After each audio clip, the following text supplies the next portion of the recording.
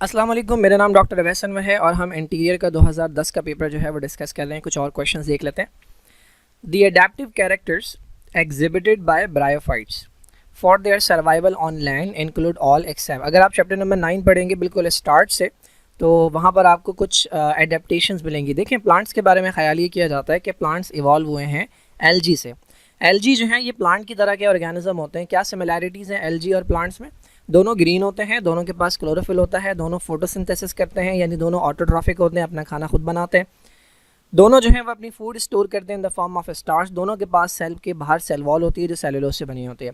तो ये सिमिलैरिटीज़ हैं। तो ख्याल ये किया जाता है कि एक दिन एलजी का मूड हुआ कि भाई अब पानी, अच्छा एलजी रहते हैं पानी में और प्लांट्स रहते हैं ज़मीन पे, तो एक दिन एलजी का मूड हुआ कि भाई पानी की ज़िंदगी हो गई है बहुत ज़्यादा बोरिंग, तो अब पानी के बाहर चलते हैं। तो जब एलजी जब पानी से बाहर आ गए और ज़मीन पे रहने लगे तो हमने उन्हें नाम दे दिया प्लांट्स का। This is known as evolution.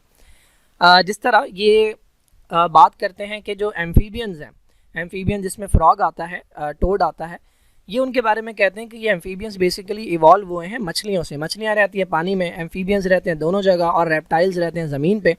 तो ये कहते हैं कि भाई मछलियों का एक दिन दिल किया कि भाई पानी की ज़िंदगी हो गई है बहुत ज़्यादा बोरिंग, तो पानी से थोड़ा बाहर रह के ज़िंदगी गुजारते हैं। तो ये दोनों जगह रहने लगे, पानी में भी और बाहर भी। तो ये एम्फीबियंस बन गए। फिर एम्फीबियंस का और दिल उचाट हो गया कि भाई पानी के करीब रहना ही नहीं है, तो वो दूर चले गए, तो ये रेप्टाइल्स बन गए। बिल्कुल इसी तरह एलजी जो है उनके बारे में कहा जाता है कि इनसे प्लांट्स बने। अब पहले प्लांट्स जो बने उन्हें हम कहते हैं ब्रायोफाइट्स।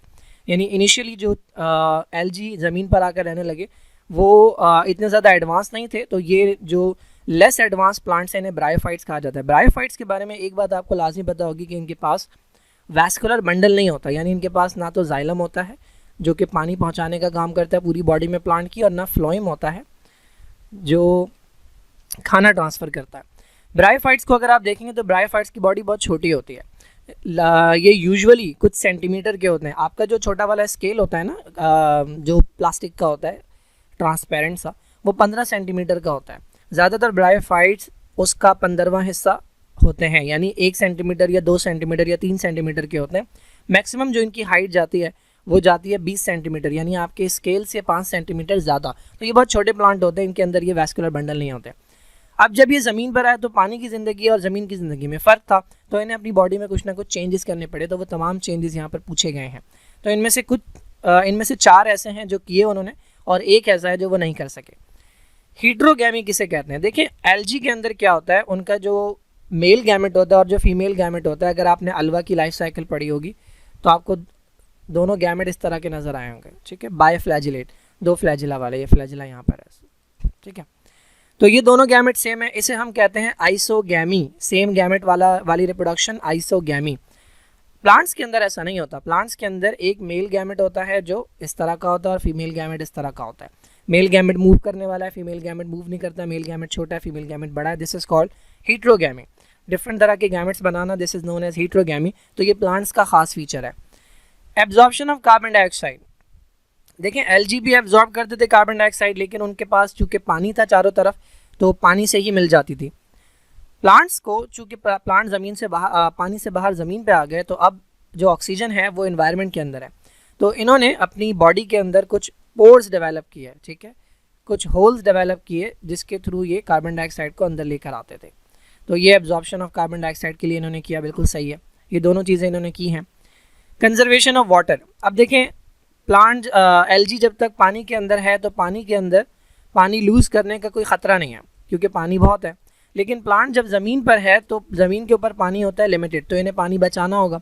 तो इन्होंने क्या किया, अपनी बॉडी को कवर किया एक अदद मटेरियल से, एक अदद लेयर लिपिड की चढ़ा ली अपने ऊपर। That is known as cuticle. ये जो क्यूटिकल है ये किस काम आती है? क्यूटिकल चूँकि लिपिड की बनी होती है और लिपिड और पानी की बनती नहीं है, तो ये पानी को ना क्रॉस नहीं होने देती, तो ये पानी को प्लांट की बॉडी में बचाती है। तो कंजर्वेशन ऑफ वाटर के लिए इन्होंने ये किया। फॉर्मेशन ऑफ एम्ब्रियो, ये इन्होंने हाफ पॉइंट दिए हुए, जबकि पूरे पॉइंट्स आपको जो है चैप्टर 9 के स्टार्ट में मिल जाएंगे। देखिए, एलजी में क्या होता है, जो मेल है उसकी बॉडी से मेल गैमेट बाहर आ जाता है, जो फीमेल है उसकी बॉडी से फीमेल गैमेट बाहर आ जाता है। ये दोनों मिलते हैं कहाँ पे? पानी में। तो फर्टिलाइजेशन पानी में होती है, जाइगोट पानी में बनता है और एम्ब्रियो भी पानी में बनता है। यानी इनमें से किसी की बॉडी में नहीं बन रहा, ना मेल की बॉडी में ना फीमेल की बॉडी में। प्लांट्स में ऐसा नहीं होता। प्लांट्स में जो मेल गैमेट है वो मेल बॉडी से बाहर जाता है और वो जाता है किसकी बॉडी में, वो फीमेल की बॉडी में जाता है, फीमेल गैमेट वहीं रहता है। तो फर्टिलाइजेशन फीमेल की बॉडी में होती है, जाइगोट फीमेल की बॉडी में बनता है, एम्ब्रियो फीमेल की बॉडी में बनता है, और इसी से इसे प्रोटेक्शन मिलती है। तो ये चारों काम है जो इन्होंने किए हैं।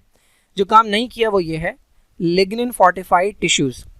लिग्निन वो मटेरियल है जो प्लांट्स अपनी सेल वॉल में जमा करते हैं। प्लांट्स की जो सेल वॉल होती है उसमें एक प्राइमरी लेयर होती है और फिर सेकेंडरी होती है। जो सेकेंडरी है वो बहुत ज़्यादा टफ थिक होती है क्योंकि उसके अंदर एक मटेरियल डिपॉजिट करते हैं लिग्निन। लिग्निन की वजह से ये टफ हो जाते हैं और ये बड़े बड़े हो सकते हैं। तो ये लिग्निन इन्हें सपोर्ट प्रोवाइड करता है। मैंने आपको बताया ब्रायोफाइट्स की बॉडी क्या है, छोटी है। क्यों छोटी है? क्योंकि इनके पास लिग्निन फोर्टिफाइड टिश्यूज़ नहीं हैं, तो ये ज़्यादा बड़ी बॉडी को सपोर्ट नहीं कर सकते। तो ये छोटे छोटे प्लांट होते हैं। ये आपको मिल जाएगा, लिग्निन आपको मिल जाएगा। जो नेक्स्ट प्लांट आएंगे ब्रायोफाइट्स के बाद, जो एडवांस प्लांट है जिन्हें हम कहते हैं ट्रैकियोफाइट्स। तो ये ट्रैकियोफाइट्स का फीचर है lignin. Okay, during the process of phototrophic nutrition.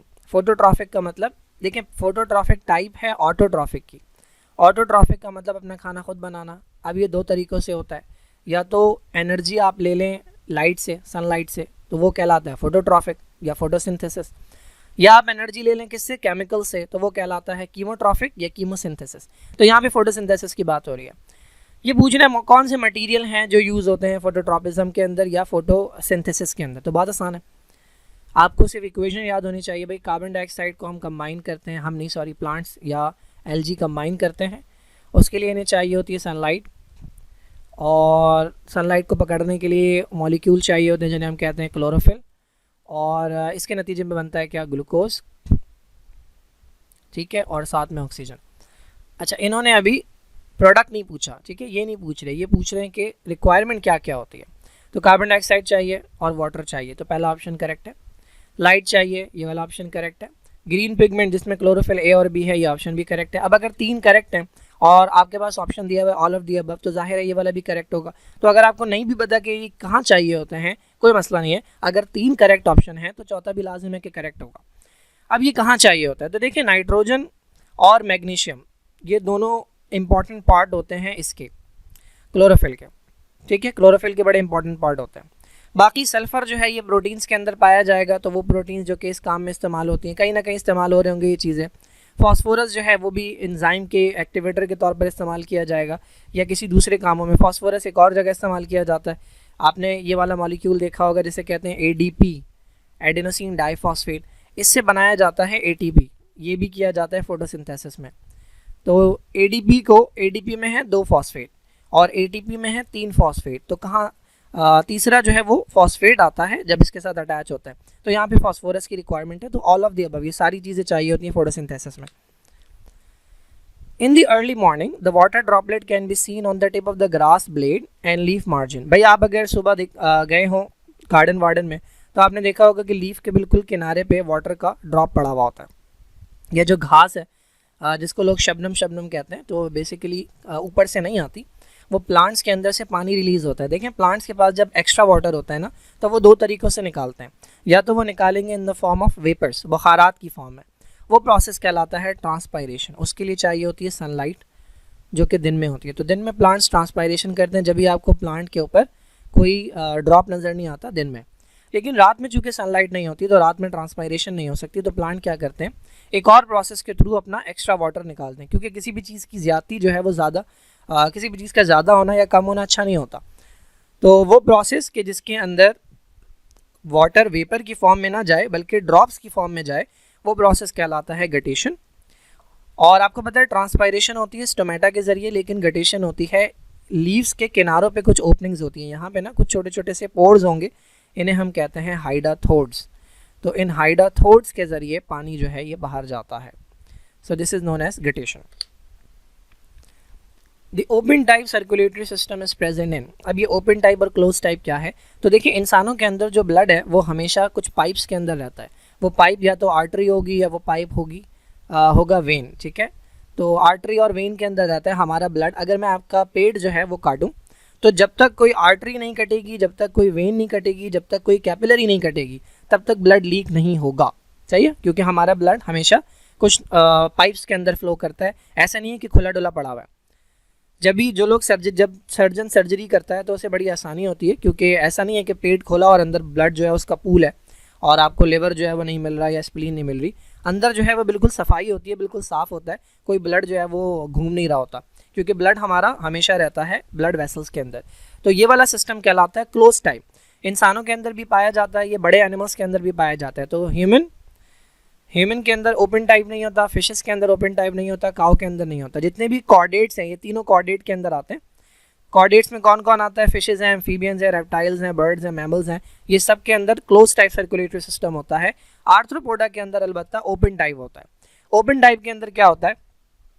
ये हार्ट है, ठीक है, हार्ट से ब्लड निकला, ठीक है, ये पाइप है जिसे आप कहते हैं एओर्टा। जैसे ही ब्लड एओर्टा से निकला है, ठीक है, ये हार्ट है, हार्ट ने पंप किया ब्लड, ब्लड एओर्टा में गया, एओर्टा से बाहर निकला और ये आ गया बॉडी में। ये बॉडी की स्पेस है जहाँ पे ऑर्गन्स पड़े हुए हैं, ठीक है, बॉडी स्पेस। ब्लड यहाँ पे घूम रहा है, ऐसा नहीं है कि बिल्कुल पाइप के अंदर है और यहीं से घूम घाम के ब्लड जो है वापस इस पाइप के जरिए हार्ट में चला जाता है। हमारे अंदर ऐसा नहीं होता। हमारे अंदर क्या होता है? ये हार्ट है, ठीक है, ये हार्ट है, ठीक है, इसमें यहाँ से ब्लड जब पंप होगा तो वो घूम के वापस ऐसे आ जाएगा, ठीक है, वो हमेशा पाइप के अंदर ही रहेगा। जो भी मटेरियल देना है वो यहाँ से बाहर निकल जाएगा, यहाँ से वापस आ जाएगा, लेकिन कभी भी ब्लड इस पाइप से बाहर नहीं जाएगा। So this is close type. Okay, the region where the impulses move is called synapse, ठीक है। इट कंसिस्ट ऑफ, भाई देखें, अगर एक न्यूरॉन है, ये हमारे पास एक न्यूरॉन है, मैं सिंपल सा बना रहा हूँ, ठीक है, ये लगा हुआ है इस सेल के साथ जिसको मैं कह रहा हूँ रिसेप्टर। इस रिसेप्टर ने कोई ना कोई स्टिमुलस जो है वो डिटेक्ट किया। फॉर एग्जांपल, मुझे किसी ने टच किया तो मेरी स्किन के अंदर जो रिसेप्टर मौजूद है उसको पता लगा कि यहाँ पर कुछ चेंज आया है, ठीक है, पहले किसी का हाथ नहीं था, अब किसी का हाथ आया। अब ये रिसेप्टर क्या करेगा? ये मैसेज इस न्यूरॉन के हवाले करेगा जिसे कहते हैं सेंसरी न्यूरॉन। अब ये न्यूरॉन मैसेज लेके जा रहा है, इस पॉइंट के ऊपर ये न्यूरॉन क्या हो गया? ख़त्म हो गया।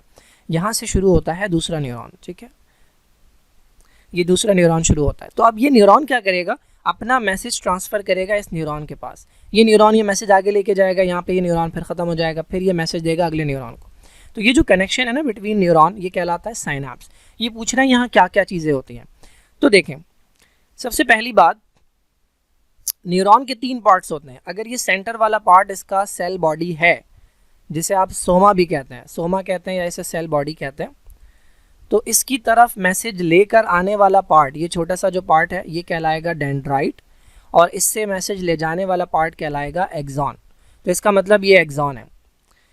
अच्छा, अगर दोबारा कहूँ मैं, ये सेल बॉडी है, ठीक है, दिस इज सोमा या सेल बॉडी, तो इसकी तरफ मैसेज लाने वाला पार्ट कहलाएगा डेंड्राइट, ठीक है, क्योंकि मैसेज इस तरफ जा रहा है, और इससे ले जाने वाला पार्ट क्या कहलाएगा? एक्सॉन। तो देखिए साइनैप्स के अंदर क्या है, एक न्यूरॉन का एक्सॉन है और दूसरे न्यूरॉन का डेंड्राइट है। बात समझ आ रही है? तो अगर हम यहाँ देखें तो एक्सॉन टर्मिनल बिल्कुल सही है, एक्सॉन का आखिरी हिस्सा, फिर है स्पेस, ये जो बीच में स्पेस नज़र आ रही है ना आपको दो न्यूरॉन्स के दरमियान, ये कहलाती है साइनेप्टिक क्लेफ्ट, और उसके बाद शुरू होता है अगले न्यूरॉन का डेंड्राइट। इसको अगर मैं बड़ा करके बनाऊं तो ये एक्सॉन टर्मिनल है, ये बीच में स्पेस है, and this is the dendrite of other neuron, ठीक है, this is the dendrite, this is the axon. Message यहाँ से आ रहा है, तो पहले एक्सॉन है, जो न्यूरॉन ख़त्म हो रहा है उसका आखिरी पार्ट एक्सॉन टर्मिनल, उसके बाद स्पेस आती है, उसके बाद अगले न्यूरॉन का पहला पार्ट जिसे आप डेंड्राइट कहते हैं, ये पूरा रीजन कहलाता है साइनैप्स।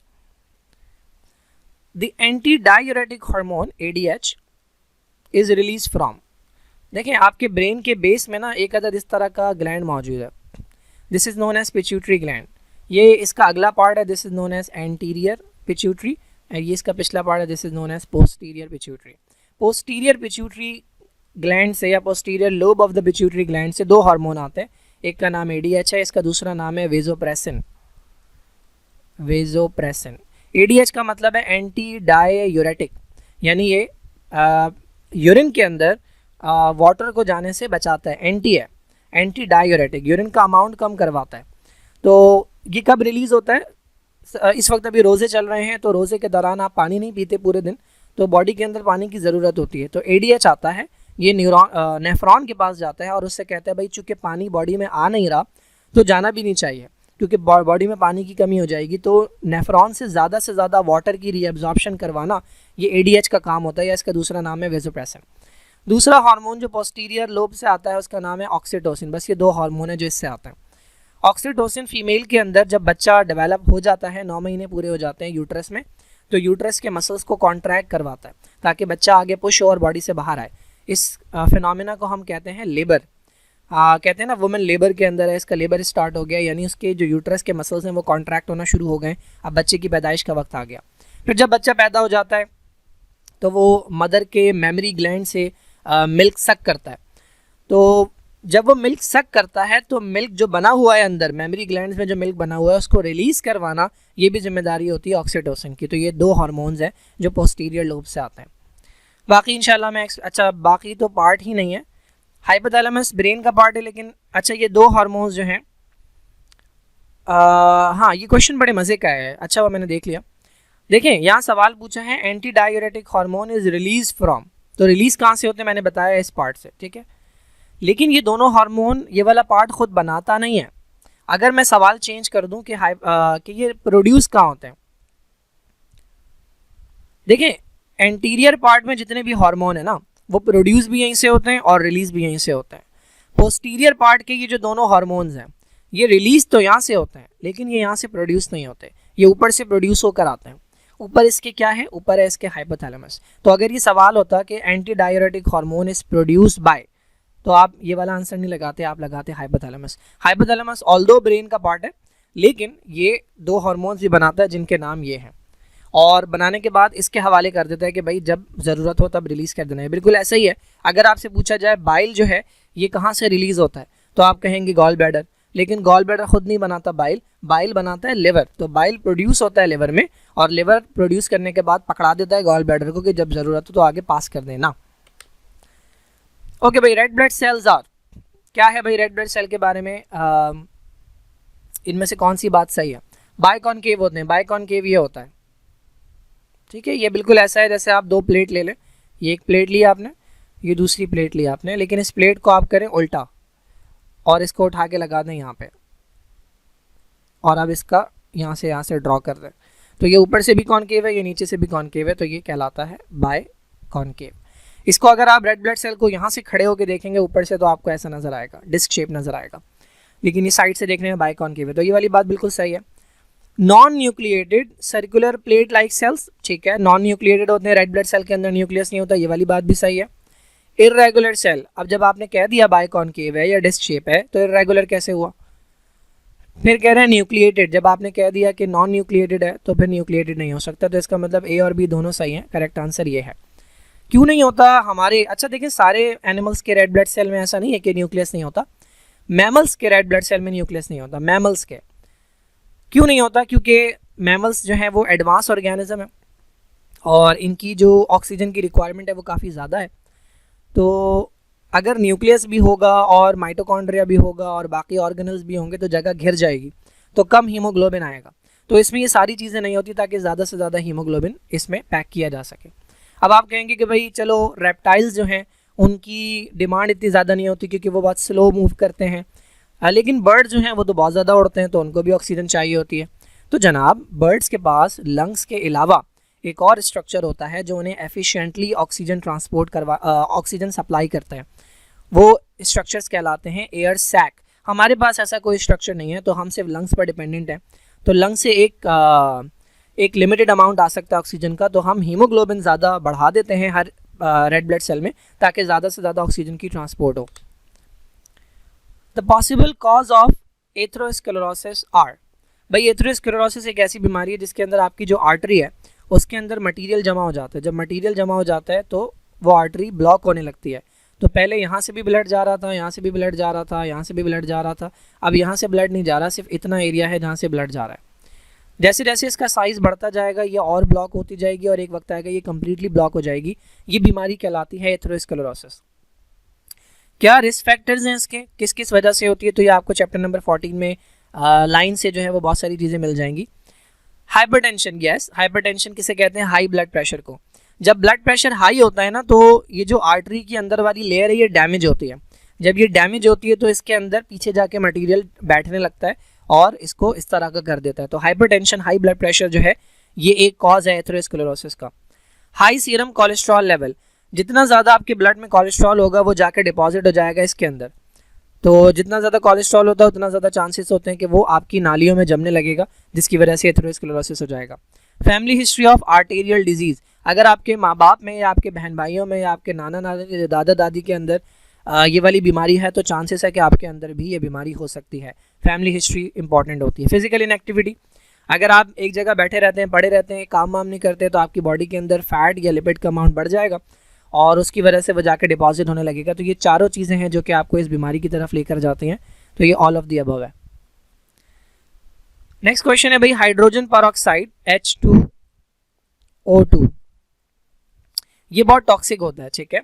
तो लिवर के अंदर ये हमारी बॉडी में प्रोड्यूस होता है, तो बॉडी इसे तोड़ देती है। किस चीज़ में तोड़ देती है भाई? H2O2 को, H2O में, वाटर में और ऑक्सीजन में।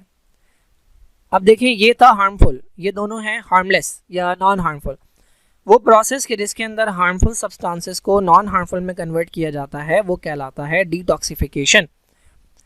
तो यहाँ पर इन्होंने बताया भी है हाइड्रोजन और ऑक्सीजन के अंदर तोड़ देती है, बेसिकली वाटर और ऑक्सीजन में तोड़ा जाता है। ये काम कौन करता है? तो अगर आपको थोड़ा सा भी आइडिया हो तो आपको डाइजेस्टिव सिस्टम अगर आपने पढ़ा हो तो आपको पता है अमाइलेज का काम है स्टार्च को तोड़ना। किसमें? माल्टोज में। तो ये तो हो नहीं सकता क्योंकि ये डाइजेस्टिव सिस्टम के अंदर होता है। फिर आता है लाइपेज, लाइपेज का काम होता है लिपिड को तोड़ना, ये भी डाइजेशन के अंदर आता है, ये भी नहीं हो सकता। फिर आता है ट्रिप्सिन, ट्रिप्सिन आता है पेनक्रियाटिक जूस से, लाइपेज भी होता है पेनक्रियाटिक जूस में, अमाइलेज भी होता है पेनक्रियाटिक जूस में, अमाइलेज एक और जगह भी होता है हमारे सलाइवा के अंदर। ट्रिप्सिन का काम होता है प्रोटीन को तोड़ना, ठीक है, इसका काम डिटॉक्सिफिकेशन नहीं है। अब बच गए दो, इसका नाम आपने कभी भी नहीं पढ़ा होगा। ट्रांसफरेज बेसिकली एक ऐसा एंजाइम होता है जो एक मॉलिक्यूल को या एक ग्रुप को किसी सब्सटेंस से लेता है और दूसरे के ऊपर लगा देता है, तो बेसिकली ट्रांसफ़र करने के काम आता है। तो समझ आ रहा है कि इससे भी डिटॉक्सिफिकेशन नहीं होगी। लास्ट बच गया जिसका नाम है कैटलेज। कैटलेज वो एंजाइम है जो बेसिकली ये काम करता है डिटॉक्सिफिकेशन का। अच्छा, ये जो डिटॉक्सिफिकेशन है यानी हार्मफुल को नॉन हार्मफुल में कन्वर्ट करना, ये हमारे सेल में दो जगहों पर होती है। एक ऑर्गेनल है जिसका नाम है एंडोप्लाज्मिक रेटिकुलम। कौन सा एंडोप्लाज्मिक रेटिकुलम? स्मूथ वाला। तो जो स्मूथ एंडोप्लाज्मिक रेटिकुलम है वहाँ पर डिटॉक्सिफिकेशन का प्रोसेस होता है। और एक और ऑर्गेनल है कि जिसका नाम है, छोटी सी बॉडी होती है जिसको कहते हैं पैरोक्सिसोम। तो ये पैरोक्सिसोम के अंदर भी एंजाइम्स होते हैं जो डिटॉक्सिफिकेशन का काम करते हैं।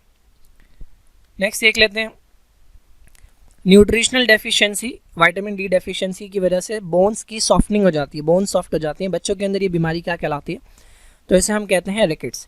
रिकेट्स विटामिन डी की कमी की वजह से होता है। विटामिन डी कैल्शियम की एब्जॉर्प्शन के लिए चाहिए होता है। तो अगर आपके पास कैल्शियम आ रहा है यानी कैल्शियम आप खा रहे हैं लेकिन आपके पास विटामिन डी नहीं है तो ये कैल्शियम बेकार हो जाएगा, ये आपकी बॉडी में नहीं आएगा और बोन्स में नहीं जाएगा।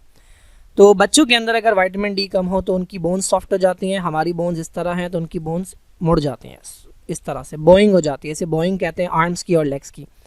तो ये बीमारी रिकेट्स कहलाती है। ऑस्टियोपोरोसिस ये ओल्डर एज में होता है और यूजुअली ये ख़वातीन के अंदर ज़्यादा होता है, क्योंकि ख़वातीन में एक वक्त आता है कि जब उनकी मेंस्ट्रुअल साइकिल रुक जाती है, जिसे आप कहते हैं मेनोपॉज। तो मेनोपॉज होते ही ईस्ट्रोजन बनना कम हो जाता है। ईस्ट्रोजन का एक बड़ा इंपॉर्टेंट रोल होता है बोन्स को हेल्दी रखने में। तो जब ईस्ट्रोजन कम हो जाएगा तो बोन्स वीक हो जाती हैं, खोखली हो जाती हैं, जिसे कहते हैं ऑस्टियोपोरोसिस। मर्दों के अंदर चूँकि मर्दों के अंदर ईस्ट्रोजन का काम नहीं होता तो मर्दों के अंदर ऐसा कोई चेंज नहीं आता पूरी लाइफ में, तो उनकी बोन्स जो हैं वो इतना ज़्यादा खोखली नहीं होती। उनमें भी होता है ऑस्टियोपोरोसिस लेकिन औरतों के मुकाबले में कम होता है। फीमेल के अंदर 45-50 ईयर्स की एज में ईस्ट्रोजन की कमी होना शुरू हो जाती है, तो फिर यहाँ से स्टार्ट होता है। मेल में लेटर स्टेजेस में होगा। आर्थराइटिस जॉइंट्स की इन्फ्लेमेशन को कहते हैं। जोड़ों में दर्द जो होता है बूढ़े लोगों के अंदर, यूजुअली ये एज रिलेटेड होता है। जैसे जैसे एज बढ़ती जाती है जो जॉइंट के अंदर कार्टिलेज है, ये अगर आपकी बोन है और ये दूसरी बोन है तो बोन्स के ऊपर ना एक अदद कवरिंग होती है, यहाँ पर भी और यहाँ पर भी। ये कार्टिलेज होती है, ये सॉफ्ट होती है और ये बोन्स को एक दूसरे के साथ टकराने से और डैमेज होने से बचाती है। जैसे जैसे आपकी एज बढ़ती जाती है ये डिस्ट्रॉय हो जाती है। जब ये डिस्ट्रॉय हो जाती है तो आपकी बोन से टकराती है तो दर्द होता है बहुत, यह आर्थराइटिस कहलाता है।